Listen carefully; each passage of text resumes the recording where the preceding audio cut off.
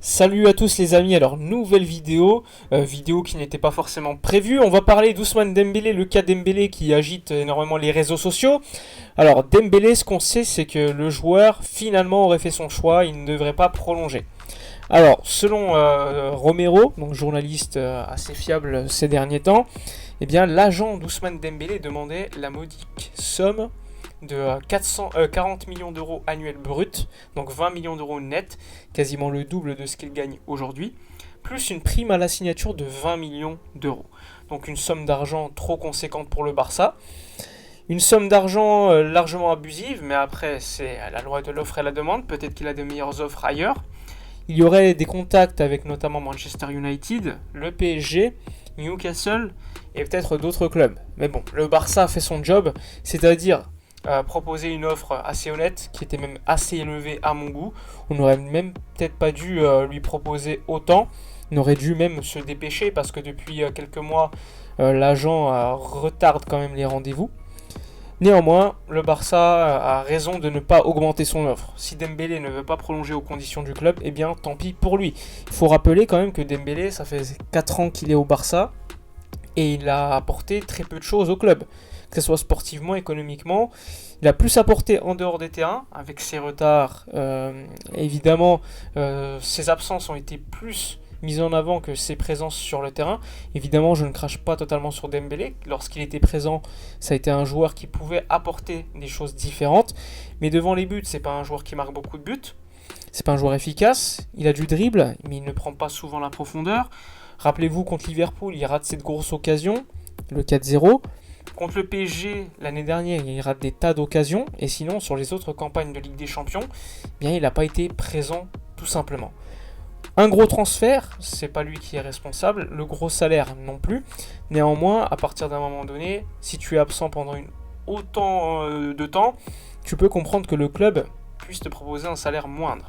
Néanmoins, là, ils ont quand même voulu le double quasiment de ce qu'il gagne actuellement. Je le rappelle, aujourd'hui, Dembélé, c'est 12 millions d'euros net annuel. C'est-à-dire que le club paye 24 millions d'euros annuels bruts pour Dembélé et dans les comptes, il y a encore 27 millions d'euros à amortir.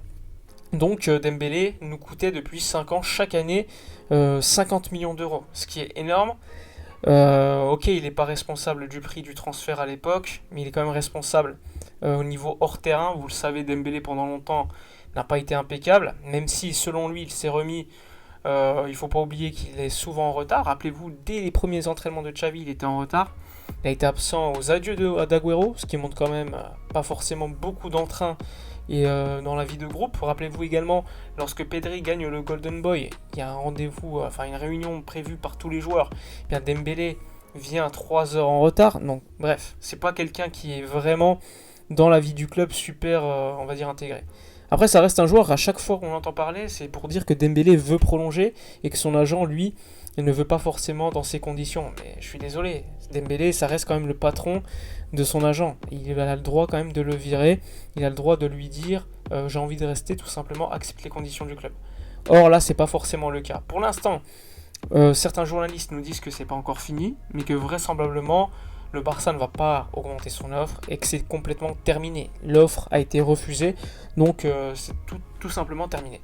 Alors, pour parler au niveau financier, rappelez-vous que le Barça voulait prolonger Ousmane Dembélé, notamment pour créer du fair play financier et pour inscrire la nouvelle recrue Ferran Torres. J'avais fait une vidéo d'ailleurs en ce sens pour vous expliquer l'importance de prolonger un joueur comme Dembélé, qui pouvait créer quasiment ce qu'il fallait pour inscrire Ferran Torres.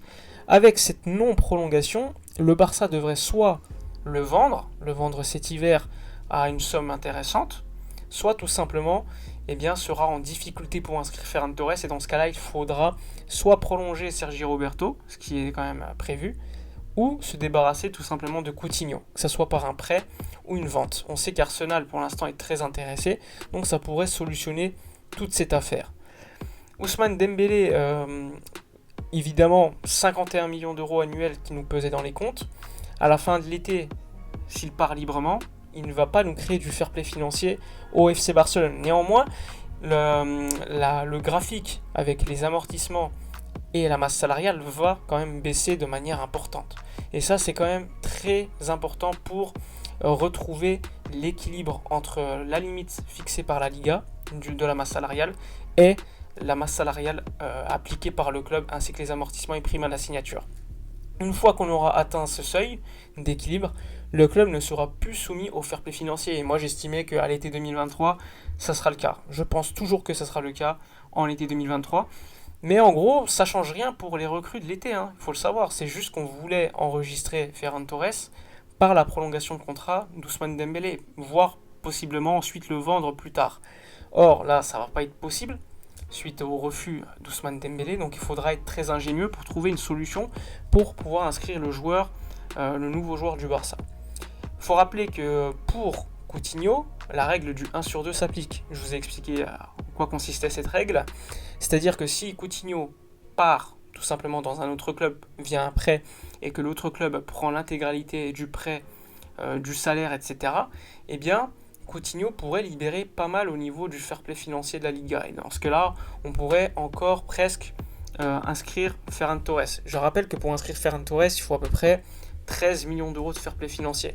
Et Coutinho gagne 28 millions d'euros annuels. Donc faites le calcul. Si Coutinho part cet hiver, eh bien il va quand même libérer pas mal au niveau financier. Et vous faites la division par 2 et vous avez le fair play financier gagné si Coutinho quitte le Barça. Mais il serait toujours mieux qu'il parte le Barça via une vente rémunératrice. Et dans ce cas-là, franchement, on serait tranquille. Mais le plus important, ça reste d'inscrire le joueur. Et franchement, on se retrouve dans une situation très critique. Recruter un joueur, mais pas pouvoir l'inscrire ensuite, c'est quand même ridicule. J'espère que tout est prévu pour Coutinho, pour Umtiti ou autre. Je pense qu'il y a quand même des solutions, qu'il y a quand même des voies pour pouvoir inscrire le joueur. Il faudra quand même se dépêcher.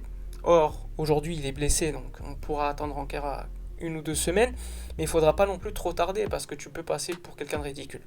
Selon l'entourage de Dembélé, le club, eux estiment que ce n'est pas normal que le club n'ait pas fait une meilleure offre.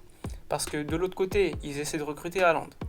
Et eux, ils trouvent que c'est pas légitime de dire d'un côté, on baisse ton salaire, mais de l'autre, tu essaies de recruter Haaland. Donc en gros, tu as de l'argent, alors pourquoi tu ne m'augmentes pas ? Le joueur n'a rien prouvé au club, le joueur n'a rien apporté au niveau économique, financier. Haaland est un meilleur joueur que lui. Haaland, au niveau financier, pourrait apporter beaucoup de choses, même sportivement, beaucoup plus de choses. Et surtout, quand tu es un joueur, quand on parle d'Haaland, tu veux jouer avec lui. Tu veux avoir la meilleure équipe possible. Et eux, j'ai vraisemblablement compris que leur intérêt était d'abord financier. Enfin bref, j'espère que cette vidéo assez rapide pour débriefer de l'actu chaude qui vient de sortir vous aura plu. N'hésitez pas à vous abonner, à liker, commenter, partager. Abonnez-vous à la chaîne, c'est très important. Je vous dis à la prochaine et d'ici là, comme d'habitude, portez-vous bien.